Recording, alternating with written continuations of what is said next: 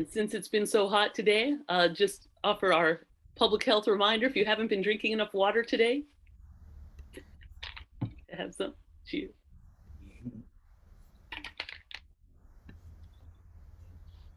Got my water. I have mine too. Thank you, Rebecca. Absolutely, absolutely. I have a glass because I don't want to drink out the bottle, but actually the bottle disappears in the background. Okay. Yeah, this is an actual plant, not a virtual plant. So when I touch it, It moves. it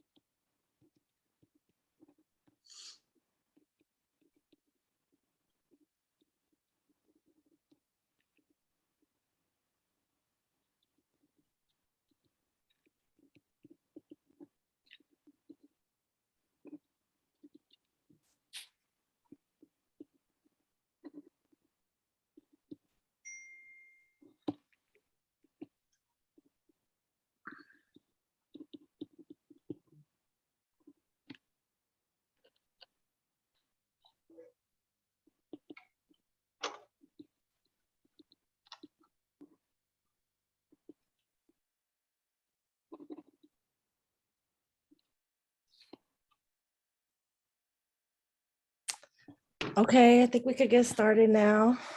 Thank you everyone for attending. Definitely want to give a shout out to everyone here who showed up today. Thank you for attending our Dream Beyond Bars Young Voter Candidate Forum for the Board of Supervisors race and the Alameda County Superintendent of Schools race.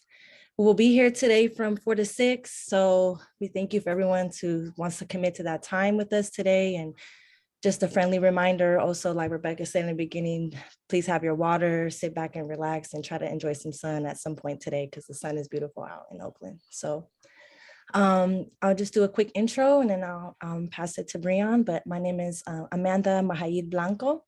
I am a organizer associate here at CURYJ and a DBB fellow. Most importantly, I'm also a mother of two and also an impacted family member to Oakland Police State Violence. And this is why this forum is important to me. So I'll pass it to Brian. Thanks, Amanda. My name is Brian Hatcher, aka Breezo. I work with CURYJ as well, and I'm a DBB program associate / coordinator. And I've been formerly incarcerated too as well.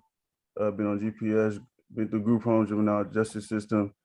And yeah, I'm just here to make sure we get our word out. I just want to make it known that CURYJ does not endorse or oppose any candidates. This forum is meant to educate voters, especially young voters, on the candidates running for these two positions. This forum is being recorded and will be posted on our website and Facebook page for people to watch in the future. Yes, thank you, Breezo. The purpose of this candidate forum is to focus on all voters, but especially our young voters here today in the audience. We are often ignored, but will be the ones most impacted by policies passed today for years to come. Your vote on these elections count because we are a growing and powerful voting group that can impact the outcome of these elections. And by young voters, I mean ages like 18 to 30. And as we all know, it may not always be about voting when it comes to pushing policies, but more so the combination of voting and like movements coming together. And so youth are the best ones, best positioned, to lead movements for social transformation, abolition of oppressive systems, and creating a more inclusive future where we all can thrive. With that being said, we all here have a shared responsibility today to educate the young people on this call. And I'm not telling folks on this call what to do with this information, but instead we just want to give y'all some free game to make your informed decision. Lastly, we want to remind people that Election Day is June 7th and mail ballots have already been sent out to voters. And I believe this is if you're in District 3 only. So if you are not yet received your ballot or want to find out where you can vote in person, we will put in the link in the chat, a link for the Women League of Voters informational. You can register there to vote. And with that, we will also move on next to our land acknowledgement because we are on Ohlone land. We wanted to honor the Ohlone people who have lived on this land and want to acknowledge that this is unceded and occupied land and that the inequities and injustice we suffer stem from settler colonialism. We are aligned and stand with Indigenous peoples of this land and the necessity for decolonization. We also want to acknowledge our loved ones who have died at the hands of police, state violence, and the families who still have not gotten justice. We are also outraged at the massacre of the Black community members in Buffalo and understand that this is more than a hate and truly an outcome of racist state violence in a country flooded on and still operating under white supremacy. So we wanted to highlight here's the site. Right after this forum at 6, there will APTP, Anti-Police Terrorism Project, and CRC, Community Ready Corps are doing an action tonight. And this is at the Oscar Grant Plaza. So just wanted to share that information as well for anyone who wanted to stand in solidarity. And I'll pass it to Brian. Thank you. Amanda, who is CURYJ and what is DBB? Communities United for Restorative Youth Justice is a community-based organization that works to unlock the leadership of young people to dream beyond bars. We look to young people to lead the way in transforming our communities by investing in their healing, aspirations, and activism. We are a movement building organization, but also provide support to young people and adults impacted by the criminal justice system, including life coaching, participatory defense for those facing charges or currently incarcerated for trying to come home, and support communities experience violence. We also have a leadership internship for high school age youth. Shout out to Homies for Justice for helping us with this candidate forum.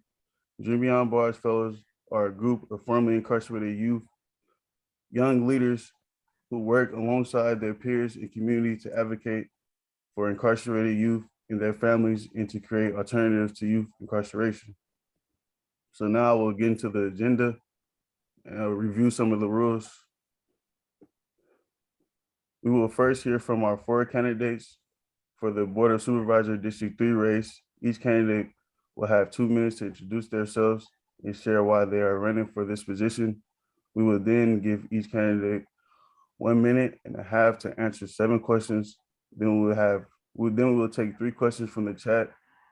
Finally, they will have 2 minutes for closing statements.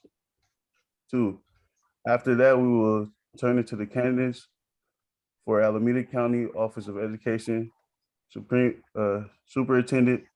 Please note that L.K. Monroe was unable to attend, but was invited. Please see the League of Women Voters candidate forum to see both candidates answer questions. And the link will be in the chat as well.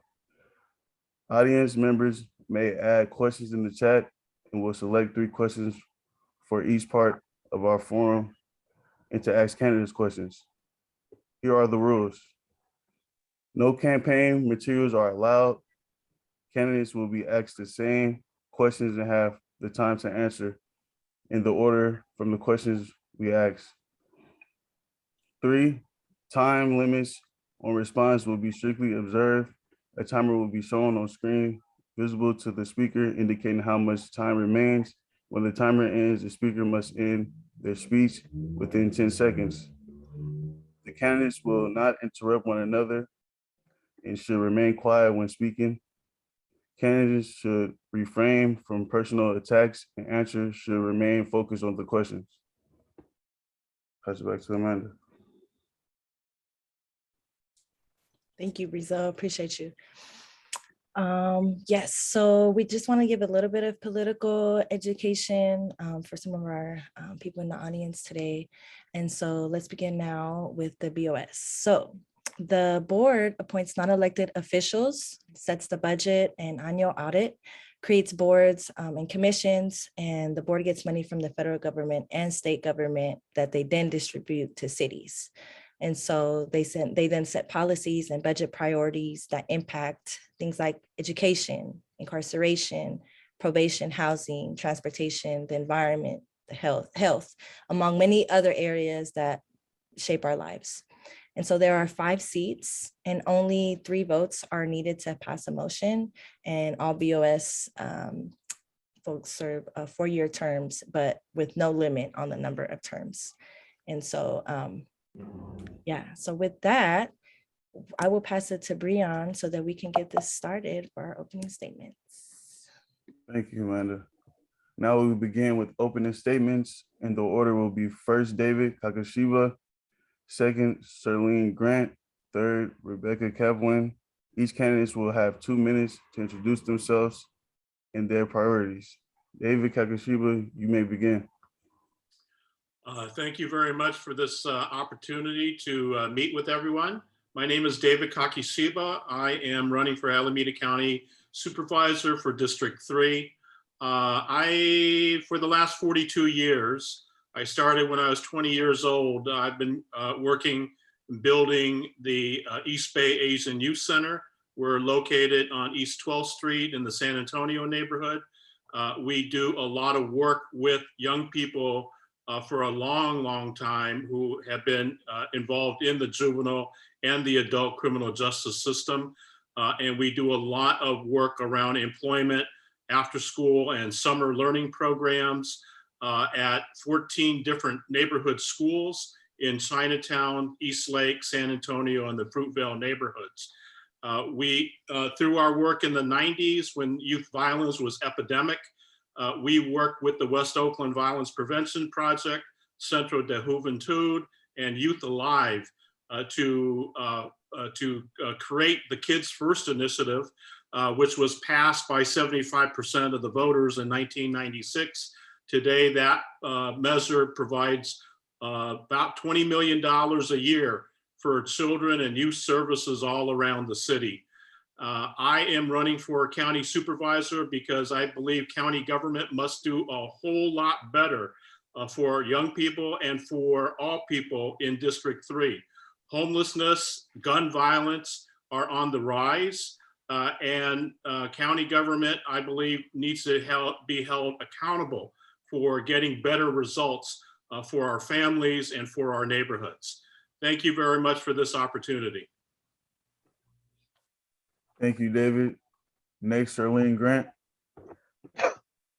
Hi, good afternoon. It's a pleasure to be here with all of you. I'm really honored to be here and to hear about the work that you all do and to meet each of you. My name is Serlene Grant, and I am the former vice mayor and a former city council person, the first person of color to be elected in San Leandro. And with that came the opportunity to change the city and to change the system to make it a much more diverse city, and the city that right now went from probably one of the most racist in the United States to one of the most diverse in the United States. I'm running because the bureaucracy of the county for all the services we need, from juvenile justice services to youth service, youth programming, to housing and medical services are just, they're not customer oriented. We get trapped up in the bureaucracy. So I'm running because I believe that the next person in this seat, we need to do something to not only build on some of the great programs that Wilma Chan put in place, but also create some new programs that generate access, guarantee access, and transparency and accountability. A lot of my work has been in housing. Housing is critical. It's all interconnected. You know, if you don't have housing security and food security, then you're going to do things you don't have gainful employment, you don't come from a family with choices and options, you don't know what choices and options you have.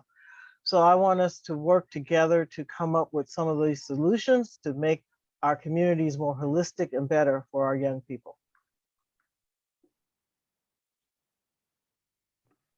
Thank you, Charlene. Next, we have Rebecca Kaplan.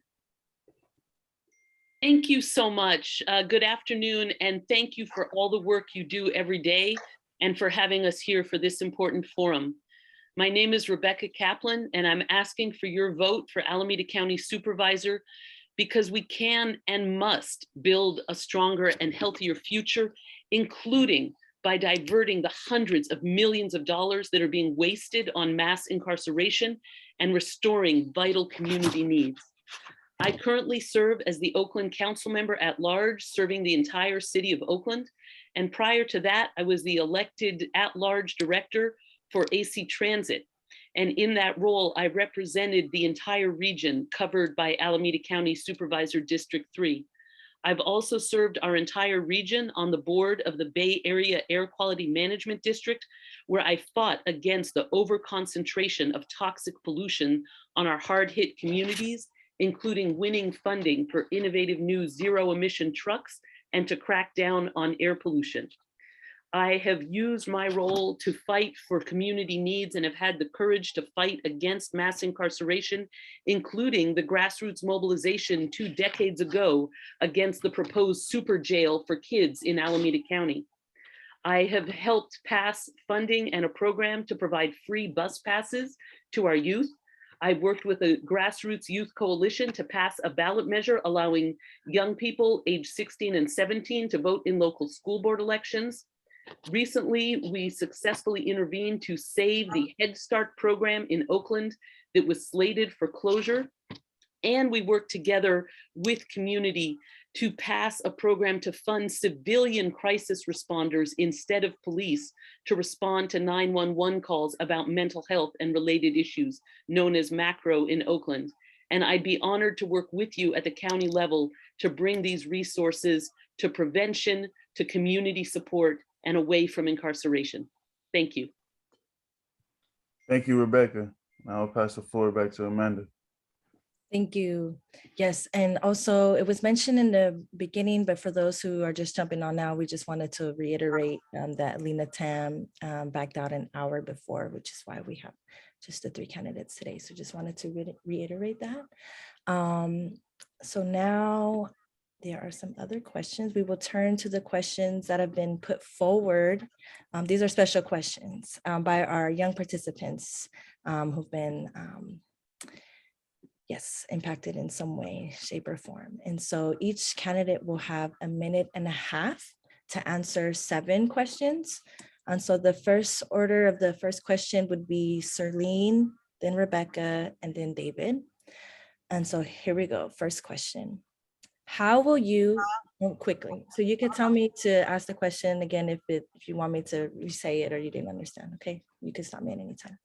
How will you work to have greater equity in terms of how resources are distributed?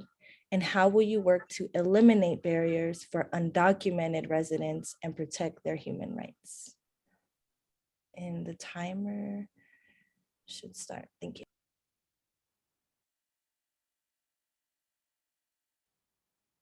Oh, I believe you're on mute, Serlene. You can start over. I'm sorry. No worries. Ensuring that we have equity. My whole life's work has been about making sure that we have equitable systems and bringing people who have been left out of the process to the table to make decisions and empower people. And one of the ways we can do that with the county is to get the data that shows where we are lacking. And one quick way to kind of see how we've all been pocketed in different places is to even take the historic redlining maps, and you can kind of see where pockets of people have been. And then if we take that data and we see what's missing from education and education resources and programming, so we can start there. And then we allocate funding and allocate programming and recruit participants and marketing and all of that to level out the playing field, so to speak, make sure everybody has an opportunity. So when it comes to removing barriers for undocumented, we have to be inclusive. They are part of our community. You know, we already as a county are not in support of ICE. I am personally not in support of some of those policies. So I would stand with my neighbors to stand against some of these policies that act against them and include them in everything we do because they are our neighbors, they live here with us, and documentation is not a status of service. Thank you, Serlene. Rebecca, do you want me to repeat the question? Or? That's okay. Thank you so much, though. So first of all, in order to remedy the incredible inequities requires that we be willing to admit and address what is actually happening. When the Oakland Police Department was colluding with ICE in harassing and deporting immigrants, I wrote the law in Oakland, which we passed, banning OPD from colluding with ICE. And we absolutely have that problem at the county level, as well as the need to fight against deportation and not allow the turning over of people from incarceration directly into deportation, as has happened. It also means requiring that public programs be offered in all of the languages of the community and that language access be provided for public services. It also means, for example, acknowledging that homelessness has disproportionately impacted some of our communities, which have been targeted for wrongful evictions and predatory foreclosures, including disproportionately African Americans, LGBT community, and transition age youth, which is why it's important to bring the incredible resources and money of the county toward providing homeless services and affordable housing for underserved communities. It also means recognizing that government contracts spend millions and millions of dollars that are disproportionately going to businesses owned by white men, and we need to change the contracting policies so that those funds go out equitably in our community. Thank you. Thank you. David? The city of Oakland and Alameda County have I would say, a very, very poor track record of developing their public policies and their budget allocations through an equity lens. Only recently has the city of Oakland done anything relative to the investment of Measure KK bond money for street repairs. And the Oakland Fund for Children and Youth use an equity lens in their allocation formulas and priorities. For the Alameda County, there has to be a greater emphasis on, first, clear policy goals, that being clear that when we're talking about crime, when we're talking about gun violence, the fact of the matter is Alameda County is overseeing thousands of young people and adults on county probation, juvenile probation, and adult probation. They have some role around the re-entering of state prisoners who are on parole. And there is no equity lens there in terms of, one, based on race and gender and economic status, but more importantly, what does it take to get folks from not re-offending and getting back and break the cycle of getting in and out of our criminal justice system? The reducing recidivism, eliminating that, it's got to be a top priority for county government, and then applying that lens there. All right, we're gonna go to the second question, and this order will be Rebecca, David, and then Serlene. And so the second question is, what do you see as the greatest needs impacting youth and young adults in our county, and what do you propose to address those needs? Absolutely. Some of the greatest needs impacting youth in our county are the need for affordable housing, including to remedy for those who are homeless, and the need for job training in jobs that actually exist in our community. Some of the specific steps that I will take include providing funding directly to acquire buildings for affordable housing and using public land for public good to build affordable housing on it. We also need to prioritize our young people, including transition-aged youth, for this affordable housing. Also, in terms of jobs, we have two problems that actually have one solution. We have a shortage in the workforce in core fields like healthcare. We have shortages of nurses and other healthcare practitioners that are vitally needed to keep our community safe. And at the same time, so many in our community are not being given the opportunity to pursue these good careers. And so I would work to bring paid job training so that people who don't have a lot of money can get the support they need to go to the programs, to get the certifications, to get jobs in growing industries, including construction and bus drivers and healthcare, so that people get quality jobs with good pay and we have the workforce we need for our future. Thank you. Thank you, Rebecca. Serlene? Can you repeat the question, please? Yes, I may.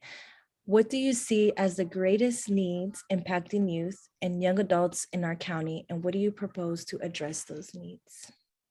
So again, I think the greatest needs they shadow some of the greatest needs of our whole community, especially the young adult population that's within your group, from some of those young people who are transitioning out, who need guidance and support and places to live.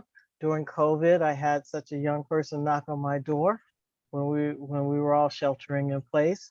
So the housing is a situation, medical care, support systems, and the remedy those needs is to be more inclusive, to bring young people to the policy tables and to the program development, so that we are meeting their needs. So we have some programs through the county that are job training programs. We have programs that are housing programs with Alameda County Housing Authority, where you can get housing assistance. There are a number of places that we could help young people if they had the availability and accessibility to the programs. Just this afternoon, I was trying to model what would I do if I wanted to find a job, if I was in a mental health crisis, what would I do? And I go onto the website and I get blocked. And so if nothing else, we have to make services accessible. We have to do better with customer service. Wonderful. Thank you so much, Serlene. Mm-hmm. All right, this is the third question. And after this question, I'll pass it to Breon to ask the last 4, 5, and 6, and 7th. And so this question, the order. Amanda, Yes. I'm sorry, did we skip David on question 2? Did I? Oh, I'm so sorry. Did I skip you, David? My Yeah, apologies. I thought you were saying, hey, you went overtime with the last one, so. My apologies. Do you want me to say the question again? No, I think I got it. Thank you. All right, thank you. So I think overall, I think the big issues facing young people, young adults, youth and young adults here in Alameda County, I'll just piggyback on both what Rebecca and Serlene said. Clearly, the affordability of housing, being able to stay here is a big issue. Number 2 is employment. And employment that is going to sustain you to be able to live here in the Bay Area, in the East Bay. And then I think the third thing is around, particularly in Oakland, the issue of violence, gun violence, domestic violence, and mental health disorders. When you're in your 20s is really the onset where we see a lot of that. And so those are all issues that are intertwined. Now, what do you do about that? There's something that is a much bigger scale that you would have to do in order to bring down property, the cost of property, the cost of living. But in terms of a more of a targeted population, again, I believe that the county has to invest in transitional employment opportunities for youth and young adults who have been disconnected from school and disconnected from ever working. And that they're not going to land the kinds of industry jobs right off the top, or not very many of them will. Transitional. David, I gotta cut you out. Thank you. No, thank you though. Okay. Now we're on to the third question. In the order, David, you're gonna go first, then Rebecca, and then Serlene.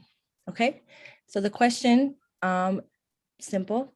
What do you think is needed to have more safety in our communities? I think that number one is that we need to have a lot more outreach, street outreach in situations to be able to engage young people, young adults that might be in situations where they are at the center of violence. And being able to outreach to them, to be able to engage them, to build positive working relationships with them, to get them connected, if you will, to whether it's to employment, support services, or just a different frame of mind of how to look at one situation.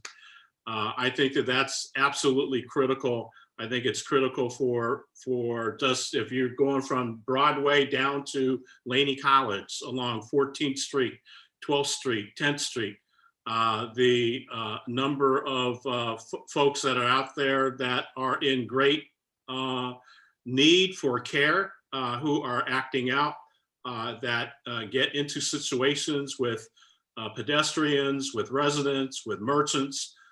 Again, the county and the city should be working together for street outreach to be able to connect with those people, get them into support services, and bring more peace to our streets. Thank you, David. I'm gonna pass it to Brian for the fourth, fifth, and sixth question. Do we all answer the question that David just answered? No, I'm so sorry. Why is my my timing is off? Sorry. Yes, after David, it is Rebecca. My apologies for that. Thank you so much. In order to have true community safety, we need to make sure to provide responders who actually are trained in safety, in making situations better and not worse. And that's why I fought so hard together with community to pass in Oakland the macro program to have civilian crisis responders who can respond to 911 calls. We also need to recognize that gun violence is a real problem, and part of why it's a problem in the United States more than most countries is because of allowing illegal gun dealers to run rampant and letting the gun industry dictate policy. So we need real gun control and shutting down of illegal gun dealers. And fundamentally, to stop the spiral of violence, we need to support restorative justice programs that look at when a harm was done and look to identify it, acknowledge it, and remedy it, rather than just going to locking people up. And that's part of why we fought to support restorative justice programs. And a couple years ago, when they were being cut at Oakland Unified, we brought forward the council funding allocation to save the restorative justice programs in Oakland. And right now we are fighting a proposal from the Oakland administration to cut the funding for CURYJ. And so we need to continue to expand a healthy approach that reduces violence and that improves community needs, while also expanding jobs and housing that underpin building a better and safer life. Thank you. Thank you, Rebecca. Serlene. Yes, so for more safety in our community, I'm going to flip back a little bit to my opening comments about equity and access and the fact that it's all interconnected, like housing security and food security. So if it wasn't for the inequities and the structure of racism, and if it wasn't for the inequities and structure of poverty, some of these problems we have that make us feel so unsafe and insecure in our own communities probably would not exist. I know a young man for real who chooses options of being rearrested time after time after time because that provides him housing and that provides him food. There is no reason for him to keep doing that. He should be able to get out and be able to have a meaningful contributing life. He is a smart young man, but this is what he chooses to do. So I think young people and families and communities, we need to have more role models and mentoring options so people can see what's out there and take advantage of that, and then deliver that to the young people, deliver that through training and internships. We live in one of the wealthiest communities with education centers. So deliver those things to them. And then also when I talk about healthcare, access, mental health services, people have a lot. As an adult, I have a lot to deal with. People have a lot to deal with. So let's look at that and clean our communities. Just public safety is how we treat people. So keep our communities clean, let people know that there are options. I'm sorry, see, I'm out of time. No worries. Thank you, Serlene. Now I'll pass to Brian. Thank you, Amanda. Thank you for the candidates or the candidates. The fourth question, the order will be David, then Charlene, then Rebecca. The fourth question is, how will we work with community groups to redirect dollars away from policing and toward youth and community programs that can keep people safe? Please give specific examples of your positions and views of alternatives to incarceration.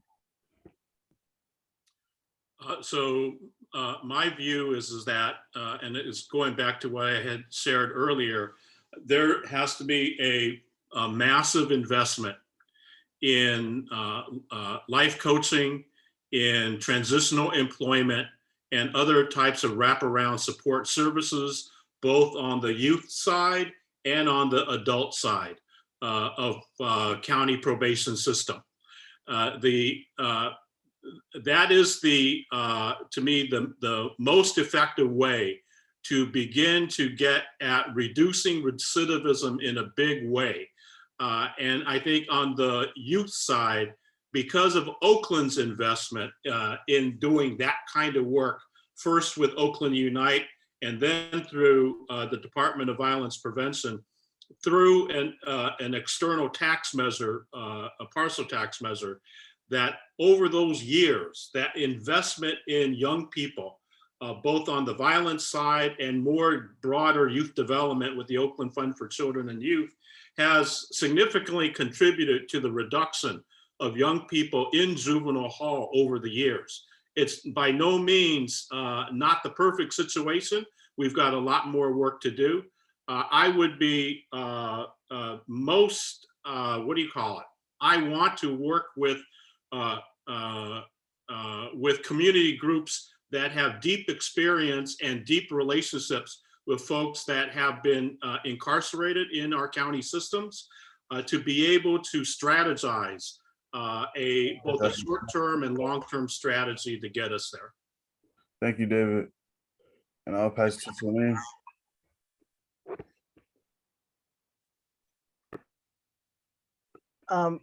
Brizo, that's what they call you, Brizo? Brizo. Oh, you're not. Well, can you repeat the question, please?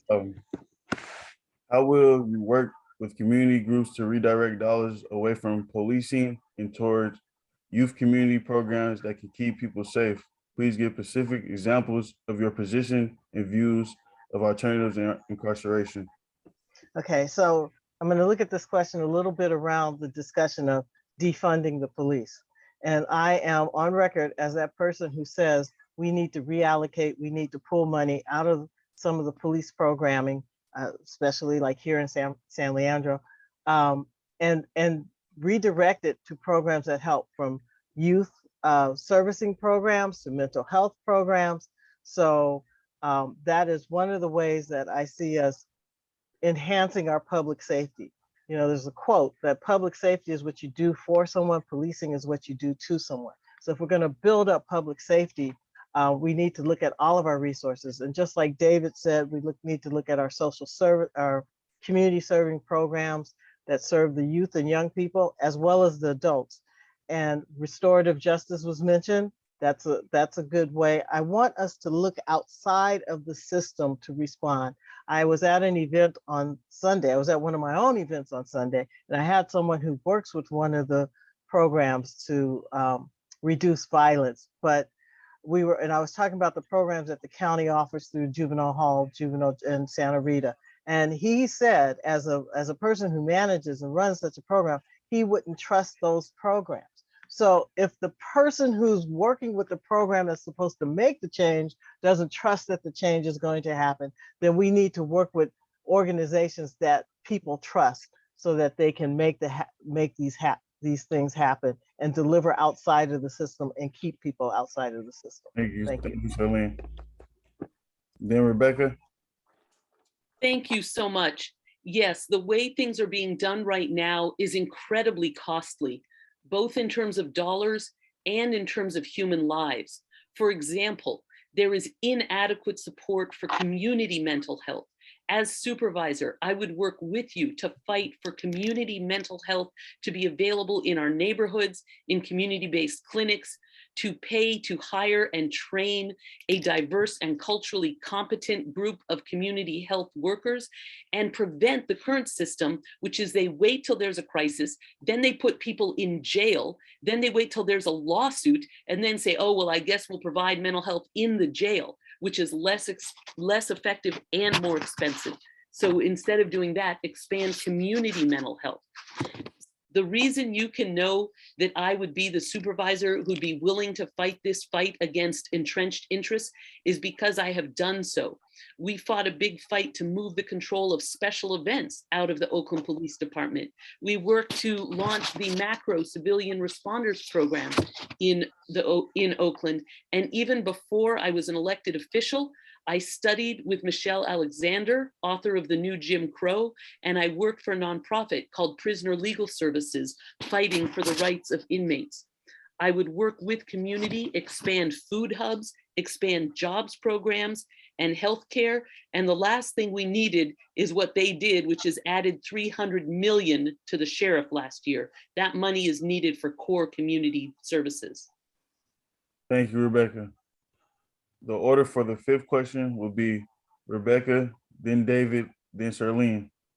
The fifth question is, what will you do to address the lack of mental health support in our communities and the barriers to assessing mental health and quality healthcare? Well, thank you so much. The lack of adequate access to mental health support is a major crisis. And let's acknowledge something. COVID isn't over. People who were suffering before COVID are still suffering, only more so. And the fact that top officials are pretending it's over is making it worse. We also have a huge crisis of lack of adequate healthcare and mental health care workers, including lack of culturally competent mental health care workers. And so I would propose to launch a major job training, outreach, and recruitment program that would recruit people from our community who have the cultural competency and pay to provide the training so that they can be certified to become the mental health workers that our community needs, and expand providing mental health in community-based settings rather than having people be incarcerated before this issue is ever dealt with. It also means acknowledging that mental health challenges are real and widespread and nothing to be ashamed of, something we need to acknowledge and talk about and support, and provide the funding to ensure that it's available to people who don't have the money to pay out of pocket for mental health services. So in the community, in health clinic and neighborhood settings, with job training to expand both the number and the diversity of the mental health workers. Thanks. Thank you, Rebecca. And I want to give a friendly reminder for our speakers just to try to watch the timer. Next we have David. So mental health supports have to be significantly expanded countywide, and the investment of those dollars have to come from county resources as a foundation. But the issue here is much of when we talk about mental health, people are talking about the medical model, which is that you have to be diagnosed on the whatever the DSM-5 now to have a medical condition, and only then will you qualify, and then you have to be on Medi-Cal, and then you might get some services that might be provided by a high turnover kinds of situations around the staff because people are not getting paid that much and the work is high stress. And so there's got to be an expanded definition of what mental health supports are. That folks, if you all are into providing those kinds of supports through a life coaching process, to me, that is part of the continuum of mental health supports that we need to invest in. The county, at least in Oakland, the county and the city and the school district should be working together to pool its financial resources to build out that continuum, to provide more for peer-to-peer kinds of support strategies. Thank you, David. Thank you. Time is up. Thank you. Then we have Charlene. Okay, so I'm going to start by saying, and maybe other people have different experiences, but I'm going to start by saying that the quality of healthcare and medical care given by Highland Hospital, San Leandro Hospital, and Alameda Hospital is superb. It's fine. It's the access, it's the bureaucracy that happens around it. One of the reasons I got in this race in the first place, and I could show you the text on my phone, is because I had people who randomly called me. Well, one was a friend and one was a stranger, saying that they couldn't get what they needed through the San Leandro Hospital. And the way I got them what they needed was to call the COO. But what happens if you don't have a friend or access to a stranger to get in touch with the COO? That's what's happening to most of the people. So when I talk about customer service and access and breaking through the bureaucracy, that's what I'm talking about. Whether it's physical health services or mental health services, we need to break through it. And I just had this conversation this morning, and there are like three websites places in the system that you can go into when you want mental health. But what does that get you? And are they coordinated? And what's the service? So we need to look at that. So there is some top-down reorganization that needs to happen with some of the departments that then might result in efficiencies and better service for everyone. Thank you, Charlene. The order for the sixth question will be Charlene, then Rebecca, then David. The sixth question is, what will you do to improve access to reliable and accessible transportation for youth, especially to attend schools and work, but also to get around town? All right. So for me, that would be coordinating and working in collaboration with the schools, with the transit providers, AC Transit and BART. And this has been done before, so it's not brand new, but get discount or free passes for the students so that they can go back and forth to school. You have a free shuttle in some communities where they can get from the BART station to school. Give them access. That's all I can say about that. Making sure that public transportation is already subsidized. So we not just like it's so simple. We have the surplus in the budget. So find where that gap is. Again, back to the equity analysis and the data. Find where that gap is and how we can help young people be able to get back and forth from school to home or school to work in the way that they need to. Thank you, Charlene. And Rebecca? Yes, the ability to get around is really essential to being able to get to and from school, jobs, after-school programs, and all kinds of core needs that people in our community have. And that's why I fought for money in the county-wide transportation measure to provide free bus passes to our youth. And I would be honored to work with you at the countywide level to expand the access to the free bus passes, both to make sure that they are available throughout all of our schools, but also to expand beyond high school to young adults to have access to those free bus passes. I would also work to expand access to car share programs, these programs where you check out a car by the hour, to make those available at discount rates, because sometimes people have to go to a place that isn't on a bus route. Also, the bicycle programs. We need to support our existing in the community grassroots programs that provide training in how to bike safely, and also that repair and give out bikes, and expand those and provide discount access to the bike share programs that exist under the Metropolitan Transportation Commission, but which have not yet been expanded to our hardest hit communities. We know that if people can't get around, it makes it really hard to access vital needs. And so that's part of why making sure the transportation is both there and affordable and accessible is so important. Thanks. Thank you, Rebecca. Next, David.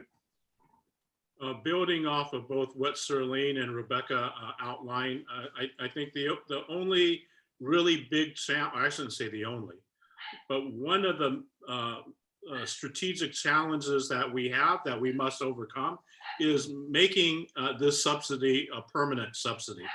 So there have been efforts, I can't even remember how long, maybe 10, maybe a dozen years ago, Oakland Kids First organized an ongoing struggle with MTC to establish free youth bus passes, and were successful in winning that. But it was not a permanent support.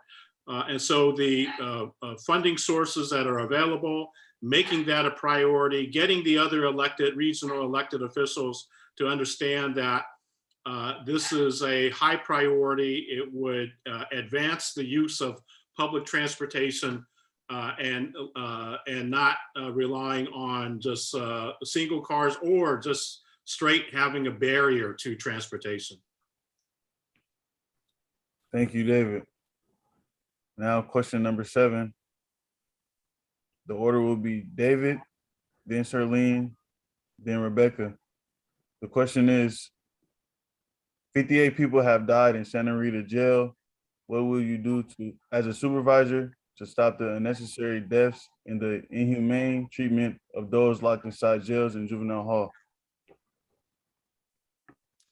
So a couple of things. One is that the Sheriff Oversight Board, the Office of Inspector General, and getting independent legal counsel to staff the Oversight Board.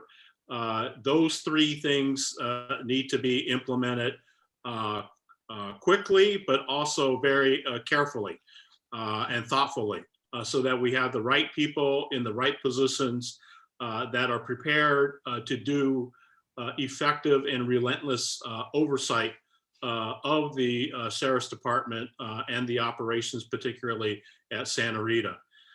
The second arena is through the annual budget development process that the Board of Supervisors is responsible for. And there, I would push for establishing key metrics for it's not the reduction, it's just the complete elimination of having those types of outcomes under the watch at Santa Rita, and that dollars are going to flow or go based on whether or not the Sheriff's Department is able to get those kinds of outcomes where inmates are not finding themselves in conditions, in life-threatening situations, and the lack of adequate medical care and behavioral health care that create dangerous situations. Thank you. Next, we will have Serlene. Thank you. We've been asked versions of this question in a lot of different forums, but let me start with responding to the unnecessary deaths and the inhumane treatment. We need training. We need training so that people, the staff, the deputy sheriffs and the medical staff, that they actually do respond to people when they're in crisis. Okay, I haven't worked in that situation, so maybe I would fall for the okey doke. I don't know, but we need people to be able to assess when someone is in a real crisis, and when they're faking it or whatever, so that they're not in a position to die in their cell. They're not in a position to give birth in their cell. That what's happening to them is seriously considered. The Oversight Board, I'm 100% behind the Oversight Board, the independent, the Inspector General, and the independent counsel. Also, the county recently, thank God, in its intent, thank God for the intent, started this Care First, Jail Last to look at how we treat people who are mentally ill and who get diverted to jail instead of to medical services. So of course, it should not be a crime to be mentally ill. We need to change the timeline that they've been given, a 24-month timeline. This should not take 24 months to come up with some solid recommendations. Thank you, Charlene. Next, we have Rebecca. Yes, there has been developed over many years a culture of impunity where the sheriff's department gets away with abuse and mistreatment of people, including up to the point of people dying. And so we need to fundamentally change the norm that it is okay to get away with that sort of behavior, including by providing independent oversight with an inspector general and a community-based commission, and having accountability over the department. But I also think it's beyond that. There are so many people being incarcerated, including people being locked up for ridiculous little things that make no sense. That's part of why I helped fight to end cannabis prohibition, that thousands of people being locked up for being in possession of a plant, that needs to end completely throughout our county, and those records need to be wiped so that people can get jobs and housing. We also need to stop arrests for jaywalking. We need to stop arrests for bicycle riding, and we need to fundamentally understand that the United States of America is an outlier and locks up a higher percentage of our population than virtually any other place. And so reducing the number of people being incarcerated is also part of how we reduce these problems, along with accountability and oversight. Thanks. Thank you, Rebecca. Now I'll pass the mic back to Amanda. Thank you, Brizo. Appreciate you. Okay, so we have some time for 1 or 2 questions, and we got one from the chat. And the order for this will be David, Serlene, and Rebecca, and I will make sure I will get it right this time. And so the question is, do you support the reimagination of the juvenile justice system? And will you work with the Free Our Kids Coalition to implement a reimagination county table led by community? Yes, absolutely. That is a ongoing work and struggle to look at maximizing the work with young people, not to be incarcerated in juvenile hall, but to be supported in their communities. And it's a history of work that in terms of direct support services to young people and their families that I have been doing for quite some time, and being able to work in tandem with community organizations to fight for the policy changes and the systems changes we need to make that 100% community-based is something that I commit to working with you all on. My turn, correct? Yeah.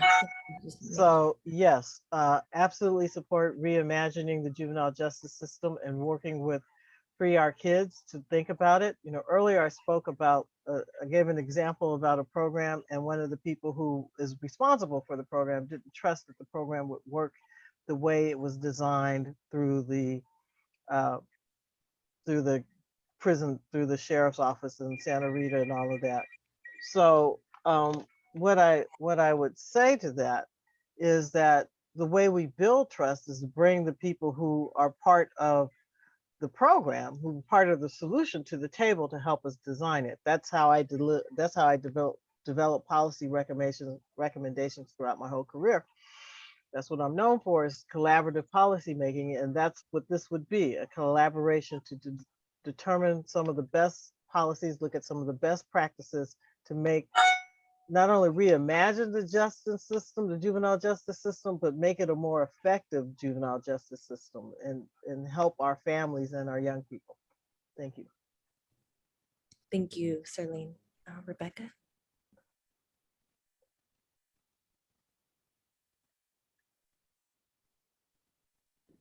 Did she freeze? Oh, I was gonna say, is she I frozen? think she's frozen.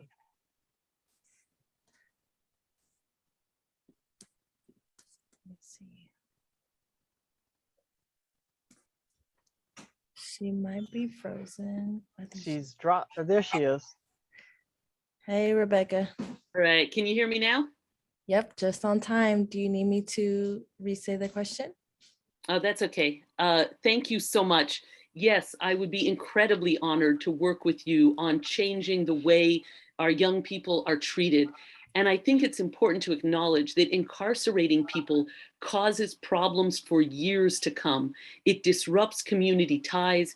It disrupts educational and job pathways that people have been or could be pursuing. And that's part of why I've also fought for policies like ban the box, to make sure that people's former incarceration isn't used as an excuse to lock them out of ever getting a job or turning their lives around. But we should not be incarcerating youth to such a huge extent. It is a waste of money and it is a waste of lives and human potential. And so we need to be expanding job programs, training programs, housing, including affordable housing for our young people and young adults, and not using incarceration as the solution. And so I would be incredibly honored to have the opportunity to work with you to reimagine that system and to make sure that we are investing in building positive futures rather than investing in systems that worsen people's lives. Thank you. Thank you so much. So we actually have another question. Thank you, George. Shout out, George. All right. And so for this question, the order will be Serlene, Rebecca, and then David. So this question is, Alameda County spends $32 million a year to incarcerate approximately 50 youth based on an average daily attendance of the JJC for the last 2 years. We also have $2 billion in reserve, the second largest reserve in the nation. Will you support the county investing $30 million a year for the next 10 years, so a total of $300 million, for investment in community infrastructure to transition from systems that harm youth to community-led solutions that create opportunities for youth to heal, grow, and thrive? So in reading that question, my gut answer is yes. My stewardship, my public stewardship answer is, I want to know what those programs are. I want us to sit down and design these programs to invest in the community infrastructure to transition the systems that have harmed youth, because I don't want to repeat the harms of the past. Earlier I talked about when we were in COVID, a young person knocked on my door because that person had transitioned out. So what are the programs there that are for young people who have transitioned out, so that they don't fall in some trap to make a choice of being, I'd rather go to jail where I get housing and food than to try to make ends meet on the outside. So I want to reinvest the dollars where they make the most sense, and $32 million to take care of 50 youth that we could do some other programming around to build them up holistically makes good sense to me. But how that happens, I need more information and background on. Wonderful, Serlene. Thank you. Rebecca? Yes, absolutely. I would very much like to have the opportunity to fight for this change at the county level. And in fact, I think it's important to acknowledge that throughout this nation, people say there's not enough money whenever we talk about funding things that are necessary for core community needs. That includes affordable housing, that includes jobs and job training, that includes access to healthcare, mental health, and healthy food. I will fight to expand the food hubs throughout all of Alameda County and hire local people, including local young people, to have that economic opportunity. The county owns a lot of land, and the county every year takes hundreds of houses, which they sell at these county tax auctions, and they sell them to out-of-state investors who use them for speculation, while saying we can't find enough affordable housing. And so people are put in this situation where we're told we have enough money for incarceration, but we don't have enough money for affordable housing, for jobs, for healthcare, including mental health. We get out what we put in. If we invest in a system based on incarceration, we will get more trouble. If we invest in human needs, including jobs and housing, we will get better outcomes. Thank you. Yes, building on the previous question, absolutely. You know, if your numbers are correct, that's $600,000 per youth. I would think that if again, if your numbers are correct, $600,000 is more than enough to do what we need to do. So yes, absolutely. And to Serlene's point about, you know, how to do it, I think that that's, you know, part of the action research process. There are a lot of models around the country. There are local models here in the Bay Area and California. And I think that this is doable. And I know San Francisco is also working on this to essentially move to shut down the need for or the use of juvenile hall there in San Francisco County. Thank you, David. We will now, well, I will pass it to Brian because we're going to move to closing statements. Thanks for all the candidates. Now each candidate will have 2 minutes for their closing statements. The order will be Rebecca, Serlene, then David. Thank you so much for having us here. And I would be incredibly honored to work for you on the Alameda County Board of Supervisors to make sure that we are building core community needs. I would be honored to make sure that we implement voting for our young people and make voting accessible, that we expand access to healthcare throughout our communities, including reproductive healthcare, including abortion and contraception, which are under attack, that we expand housing for the homeless and better coordinate homeless services, including launching a city-county collaborative, and even within the county, not sending people to 10 different places to apply when they need housing. The county owns a lot of land, and we can use public land for public good, including specifically for affordable housing. The county also controls the majority of the funding for homeless services, for mental health, for public health and the public hospital system, and has a budget surplus, which we can direct to meeting the core needs that we've been talking about here today. I'm very honored to be endorsed by a wide range of people and organizations, including Our Revolution, East Bay Young Democrats, 350 Bay Area Action, Oakland Rising Action, Planned Parenthood, the Democratic Party, our nurses, our firefighters, and many others. And I would welcome your input and your participation as we work together to build a stronger and healthier future for our communities. Thank you so much for having us here, and let us recognize that the money that has been being spent on mass incarceration is enough to meet our core community needs when we have the will to make that change. And I'd be honored to do so. Thank you so much. Thank you, Rebecca. Next, Serlene. I want to thank you all again for having me on this panel this evening and to learn about your issues through the questions that you asked of us, of me. Again, I am running for the Board of Supervisors because I believe that it is my charge, it is my calling to serve people who don't have access, who are the most vulnerable in our community, who are the most challenged to just get ahead and get through each day. And in this case, especially those who've been most impacted by the justice system, as your questions have indicated. It's important. I tell you, I work in the space of equity even before 2016, even before 2020.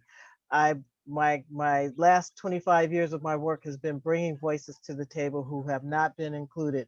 And those often are young people, and those often are people who have records, who have been behind bars or have been part of the system and I have a lot of, I have enough meaningful exposure to the system through lived experiences of people in my own community that I understand many of the challenges. And there are 3 critical areas. I talked about the interconnectedness for families, and that's housing, which I'm very much an advocate of, the access and information of resources, the mental health care, and jobs and community development. And all of that will go to making our communities safer. So we know what has been done. We know what the current Board of Supervisors have done and haven't done. I'm coming in to change that. I'm coming in to make it be more responsive to the communities that we serve with customer service. I hope that you will support me in this endeavor. I have the support of the South Area Young Democrats. I have the support of Aisha Knowles from Alameda County Board of Education and many others. Thank you. Thank you, Charlene, excuse me. Next, we have David. Thank you very much again to everyone for this opportunity to meet with you this evening. I put in the chat my cell number and my email address. If anybody here or anybody out there wants to have further discussion about the questions, and if you had a question wasn't able to ask, please contact me. You can text me, you can call me, you can email me, and let's have that conversation. This is the kind of work that I've been doing for 40+ years. There are people that have gone from our organization into other spheres around violence prevention. Those are people like Peter Kim. Those are people like Kentrell Killens. Those are people like Khalid Mutaki, folks that have played leadership roles in the city of Oakland and the city of Sacramento, and was at Advanced Peace. I am running for county supervisor because these issues have to be a much higher priority in the public policy discourse and debate on the Board of Supervisors. We need to have clear outcome goal, policy goals, clear strategies, and get some real positive results for our young people, for their families, and for future generations. Thank you very much. Thank you, David. And I'll pass the floor back to Amanda. Yes, thank you. You said pass back to me, right, Brisa? I heard correctly. Okay. Thank you, everyone. Okay, we want to thank all of the candidates for sharing your positions today with our audience. We are good on time. This concludes our portion of the forum devoted to the Board of Supervisors. We will now shortly host our superintendent forum right after this, but for now, we will excuse our candidates. Have a great evening. I really appreciate you guys doing this. I'm sure it meant a lot for the audience as well. Thank you all. Thank you. Have a good evening. Yeah, so we're gonna play some music as a transition and put some links in the chat. And I'll take a little break, stretch our legs.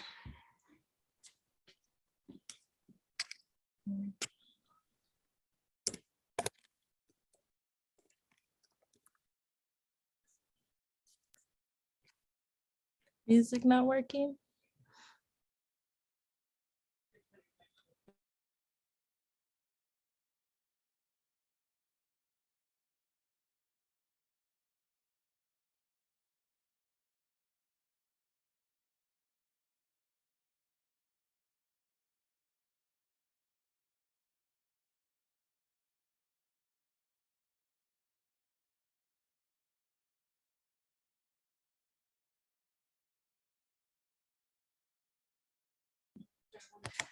Okay, meanwhile, we will move to announcements. Give me 1 second.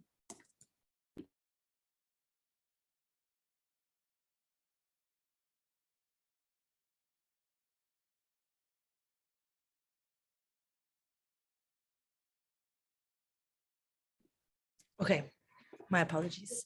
So what you see here on the screen is the link that was put in the chat earlier when before the Board of Supervisors were speaking. And so this is for Election Day for June 7th. There's links on here on how you can vote. When are the deadlines? Because this is one election out of many. I know there's going to be another one that will be coming up in November as well. So that is here for your information. So I see Elise.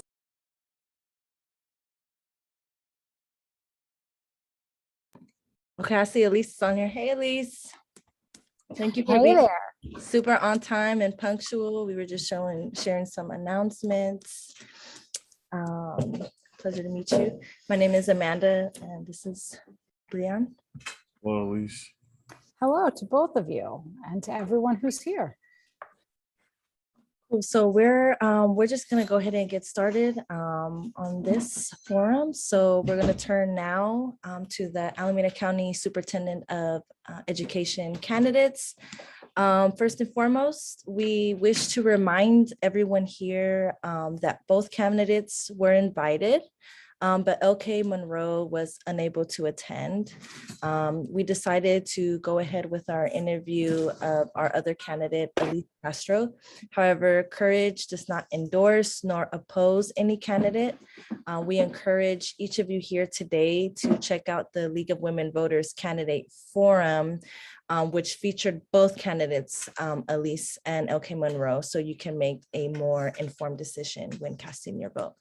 And so that link will also be provided in the chat.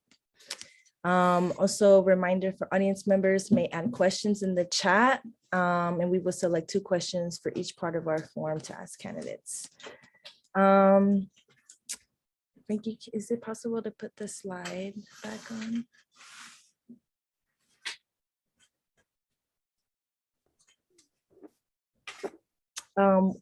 We just wanted to review real quickly the role of the superintendent so that people in our audience are aware. And so the county superintendent is the chief administrator of the County Office of Education. And in 53 of California's 58 counties, including Alameda, the person that is currently elected, LK Monroe, the current Alameda County Superintendent, who was elected in 2014 and also reelected in 2018 after running unopposed. And so every year, the superintendent reviews school districts, interim budget reports, and decides how to address districts that face financial instability that they can and then implement stricter oversight and force district leaders to then take steps to address budget deficits. And so we begin by having candidate Elise Castro introduce yourself, and I will, let me see, pass it.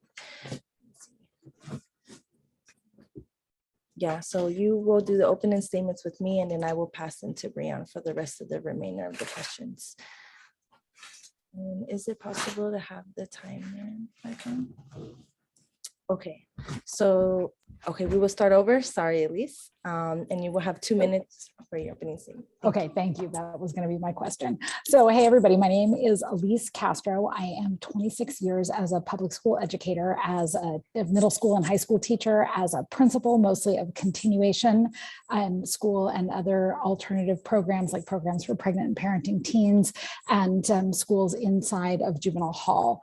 I am running not just with the support of the teachers across Alameda County, but actually at the request of the teachers across Alameda County, because we currently invest $25 million a year in this office to provide services and supports for our most marginalized kids and to keep schools from keep whole school districts from falling through the cracks. And most educators don't feel like they're getting what they need from that. And so I am running because I know that we can put these resources to use to really break the school to prison pipeline, not just with the schools inside of juvenile hall and with the schools at Camp Sweeney, but all the way back to make sure that we have social workers and restorative justice coaches rather than rather than police officers on our campuses, to make sure that we have counseling, mental health, and wellness services, that we are operating all of our schools in partnerships with community agencies that can identify the needs of all of our young people and get any barriers to learning out of the way, and also to make sure that we are developing the next generation of educators who are from our community, for our community, who are supported to stay in our community. And ultimately, this job is about support. And that is the only reason I am doing it. I'm 100% here for the kids and the teachers so that they can get the support that they are asking for to do what is a very hard job, and to do it well, and to do it so that it works for the kids it hasn't always worked for in the past. Thank you, Elise.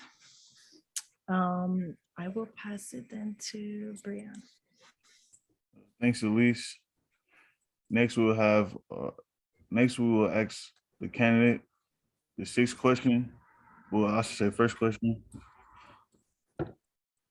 The first question is, how has your time in the public education system set you up for success, and how can your role make the education system better? How can you repair a broken system? That's a lot of question. So as I said, I've been 26 years working in the public school system, and I actually started out my very first classroom teaching job. I taught in a teaching partnership with another teacher who is my mother. So I have the world's best intergenerational mentoring, which I actually believe is at the root of many of the things that I bring to this work. Since then, I have continued to sort of work my way further and further out to what are the margins of the public school system.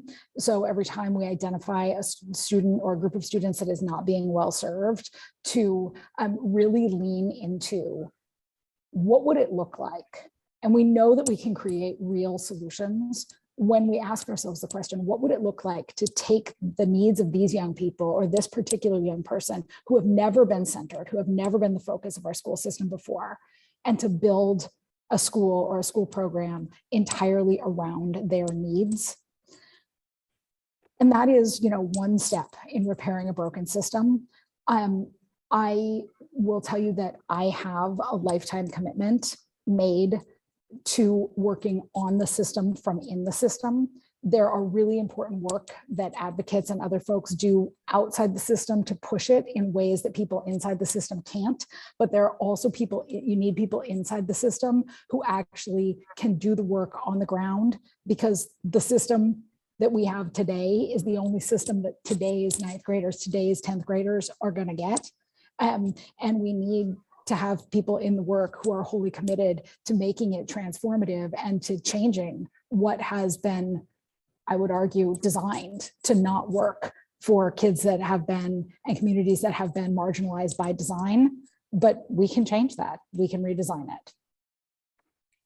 Thank you, Elise. And I forgot to mention, you will have 1.5 minutes to answer the remaining 5 questions. Whatever the timer says, that's what I'll do. No problem. Thank you. Question Thank 2. you for having a timer. No problem. Question number 2. What will you do to create more opportunities for young people to have experience outside of schools, like extracurricular activities that keep them engaged in positive ways? Okay, so I will answer that question, but I'm also going to argue with the question a little bit, because I think it contains the assumption that school has to be boring and painful, and that we have to sort of wrap good extracurricular stuff around the outside of it. And I actually think that you can change school at the root so that it is fundamentally deeply engaging and enjoyable, because learning is a biologically satisfying activity. It's like taking a hot bath. You're going to enjoy it if you're doing it right.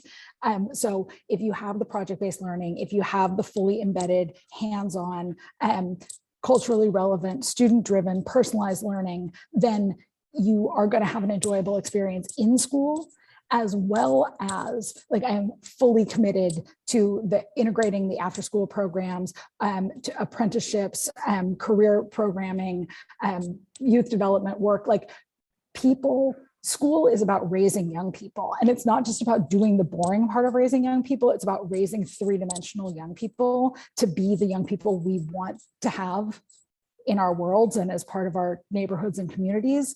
And those are not just people who know how to read and write and do math. They do read and write and do math in service of being excellent neighbors, in service of being innovators, in service of being makers and creators and solvers and community members. And all of those things have to be part of what's happening every day. Thank you, Elise. And before I get to the third question, I want to let the chat know that we're able to answer 2 questions. So feel free to throw your questions inside the chat and it will be answered when Elise is done. So question number 3. What can and should be done to prevent calling police on students? What can you do to help students feel safe in schools? So this is huge. And I mean, ultimately, I believe that safety comes from support. I have worked, as I said, most of my career has been working with older young people, transition age youth and teenagers, often folks who are enmeshed in very complex systems of community violence and community conflict. And if we can create safe, police-free schools in that context, then we can create them in any context. And so again, if you center the needs of the person, you ask yourself the question, well, what is leading to this violence? What is leading to this conflict? And what is leading to calling the police? And so is it that we need a restorative practices coach to be present on the campus? Is it that we need a social worker to be present on the campus? Is it that we just need to be okay with letting kids take a break and not needing to be in control of things all of the time? Is it the adults that need to be retrained to let go of this sense of control and this attachment to policing young people? But mostly I think it's about what services are in place so that young people who have, in fact, really complicated situations get the services they need to both feel good and also to remove the many senses of threat that come with many of our young people through the doors of the school because, you know, life takes place in a context. Thank you, Elise. Question 4, what is your process for achieving the things you are promising to do? Well, you center the needs of the young people, you identify what they are, and then you hire the best people on earth to do them. So I really deeply believe that education and community agencies are full of people who are there for the right reasons and they have the right skills, and that often it is my job as a leader and as a manager to identify a goal and to find the people who are committed, who are already committed to that goal, and then get obstacles out of their way. Is what resources do you need to make this happen? And what barriers do you need removed from your way to make it happen? I do come to this role as a school finance expert. I taught school resource and finance at UC Berkeley for a number of years, and I have a lot of experience with opening programs and creating grants and creating partnerships with community agencies to bring resources that exist in the community in to leverage our resources. Because for the most part, I find that there are so many folks out there who want to do the work, and schools can make it so hard to get in and do the work. So if we get that barrier out of the way and give people the resource of their own passion for doing the work, then the community will show up for the community if we get the barriers out of their way. Thank you. Question 5, how can you incorporate better transportation for kids who do not have parents with cars? So that's going to be a really messy question that's going to vary in our different communities. So we have places like Oakland, which are geographically huge and can send kids to different neighborhoods all over town, and where, you know, AC transit may or may not be a satisfactory solution. I mean, so there's just, it's multi-layered because it really depends on what the question is. I mean, we can do things like we do where I currently work in San Francisco, where we're able to give free public transit to every young person. Like that's actually relatively basic. There are actually services that are kind of like Uber and Lyft, but special for schools that sometimes you can bring into play. You also can identify like, well, is there a need to be going to school outside of your own neighborhood? Or can we ensure that your neighborhood that where you can walk actually has the services that you need? And then is it a service you even need to be transported to? Because one of the things we have learned through the course of the pandemic is there are some things like this that you can do from anywhere. I mean, I'm coming to you from the San Leandro Library right now. I think that better transportation starts with focusing on actually having a walking model for how you do school enrollment and making sure that the school that is in your neighborhood is a school that every family has complete confidence in, rather than trying to move kids all over the city to solve for the problem that we don't actually have the resource they need, a good school in their home neighborhood.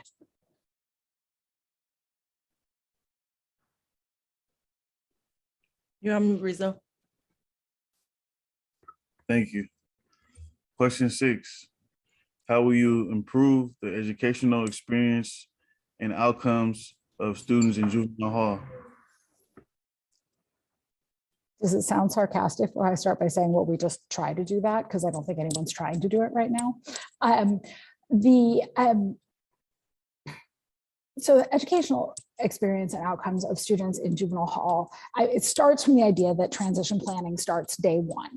And so, you know, one of the things that we absolutely have to have is for any young person who's coming before the court, we need to connect them with an education navigator, an educational case manager, support person of some sort, who can not only help them make the absolute best use of this time where they are in detention, because while I fundamentally am an abolitionist and I don't really believe that we need to have anyone in detention, again, committed to working on the system from in the system. So if my commitment is that if this is a place we're going to make you go, we are going to make sure you leave with all the tools you need to make it a one-stop visit.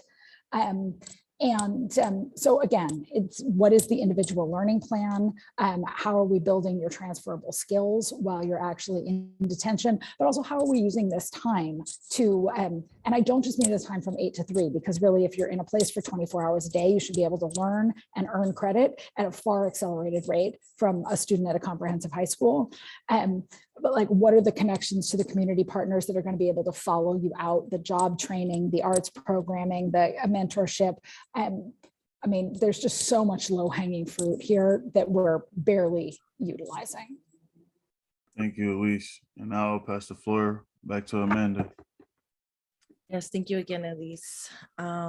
We will now take, well, there's one question that also just came from the chat.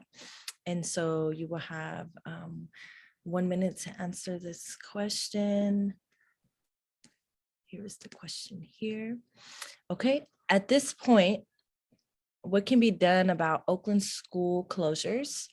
What is the plan for caring for the communities who are at risk of losing access to not only education, but to the food, childcare, and in-school resources that have also been eliminated? So again, there's a couple of different ways to approach this, because over the fullness of time, any school that's closed can be reopened. And as we've gone through the pendulum swings of population over the course of my life, you know, I went to two schools as a child that were closed due to declining enrollment. They're both opened again. So ultimately, like long game, there are ways to decide as a community, something I referenced before, of focusing our school energy and our school investment in the communities that most need working schools, rather than I don't buy into this whole like equity ticket concept of like having the good schools be out on the edges of town and then just making it possible for some kids to go there. But those schools, those campuses can be community centers, regardless of whether they have a school located in them currently or not. And I believe that there's nothing stopping us from doing that in the immediate term. Thank you so much, Elise. we have room for one more question from the audience before closing statements. And this question here, again, you will have 1 minute, and it is, how can, I think this is framed, it says Board of Supervisors advocate. So how can Board of Supervisors advocate for more state funding for public schools? So I think it's, how can superintendents advocate for more state funding for public schools? Yeah, so an interesting thing about the county superintendent, which is this kind of weird job that's like halfway between state and local, is that when the state wants to talk to education leaders, the state doesn't go and talk to your school district. Like, they don't go to talk to Kyla at the superintendent's office. They go to talk to their county superintendents. So actually being involved in legislative reform and being involved in literally sitting in legislators' offices, talking through with them, like sitting down with like Mia Bonta and saying like, this is the legislation that we need to propose, which like very specifically to get Oakland out of debt, like that's work that's happening right now. And that is part of what your county superintendent should absolutely be on the hook for, is doing that advocacy. And I think that the undervalued piece is that the state pushes out literally millions of dollars in grant opportunities to counties every year, and our county no longer has a grant writing office. We need to just stop passing up the money that is already available. And that is one thing that I can commit to you as your county superintendent, is that we will be writing those grants. Oh, I'm sorry, I stopped looking at the timer. Release, Brian. The candidate now has 2 minutes for a closing statement. Thank you, Elise Castro, for your participation here tonight and for sharing your positions. We are sorry that LK Monroe could not share her words, but again, you can catch both candidates answer questions at Alameda County Superintendent of Schools Candidate Forum. I believe it was May 2nd, 2022, and that should be inside the chat. So now I'll give Annalise Castro the floor right now for closing statements. Thank you so much. So I thank you to everybody who organized this, and thank you to everybody who came out for it. I know that 3 hours on Zoom in the middle of a beautiful sunny afternoon is a huge commitment to democracy and a huge commitment to your own community. So I thank you for that. You know, you are now some of the most educated voters in Alameda County about what the county superintendent is and what it does and what it can do specifically towards restorative youth justice. The reason I am doing this is because this is an incredible tool to serve our most marginalized community, to serve our most marginalized kids, especially those who are caught up in the so-called justice system. And if your county superintendent does not focus their effort on the justice involved youth, then no one else steps in to do that. And that it just continues to go unserved. So that is 100% why I am here, is to make sure that we are not leaving this lever lying on the ground. It's kind of an obscure job, and a lot of people don't really know much about it. As I said, you now know a lot.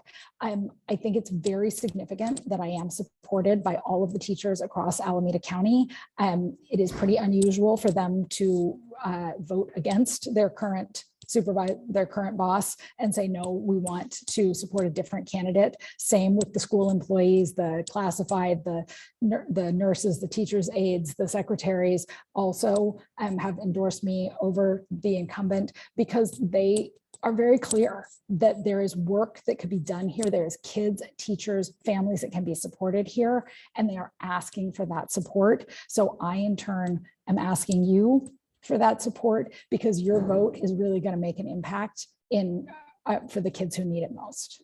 Thank you. Thank you, Elise, and I'll pass the floor right back to Amanda. Thank you. Thank you so much. Wow, pat on the back to everyone that did this and everyone who's still with us. And thank you for everyone to, we had minor tech issues. So we want to just thank again, everyone who helped make this event possible, and all of our partners. Special thanks to the Homies for Justice team, our life coach interns, and Dream Beyond Bars fellows and friends for providing questions and helping us helping out with outreach. Shout out to also for the people in the chat who put those questions out there straight from the community.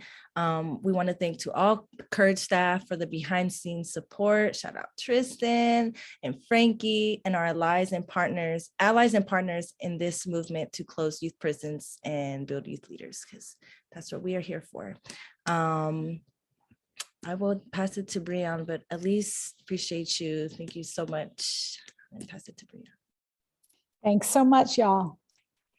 Thank you again, Elise Castro. But before we end, I want everyone to please follow us on Instagram, Facebook.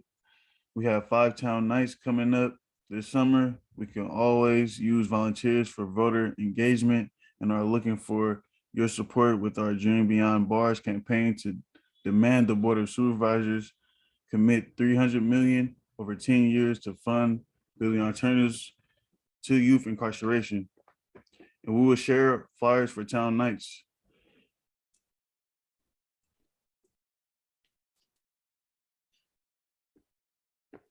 This is another flyer. But thank you guys. We want to give you guys about 15 minutes of your time back.